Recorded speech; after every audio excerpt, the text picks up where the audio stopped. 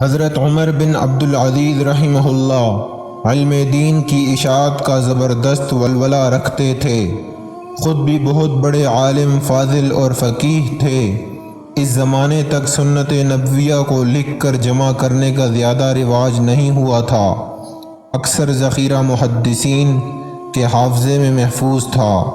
آپ نے یہ خطرہ محسوس کرتے ہوئے کہ شاید اگلی نسلوں کے حافظے اتنے قوی نہ ہوں، پوری مملکت کے محدثین اور علماء کو تاکید کی کہ وہ احادیث کو تحریری طور پر جمع کریں۔ مدینہ منورہ کے جلیل القدر محدث ابو بکر بن حزم رحمہ اللہ تعالی کو آپ نے مدینے کا والی مقرر کیا۔ انہیں اور ابن شہاب زہری رحمہ اللہ کو خاص طور پر اس عظیم علمی خدمت کی طرف متوجہ کیا اور لکھا کہ اگر ایسا نہ ہوا تو مجھے اندیشہ ہے کہ علماء کی اس نسل کے ختم ہوتے ہی سنت نبویہ بھی دنیا سے مٹ جائے۔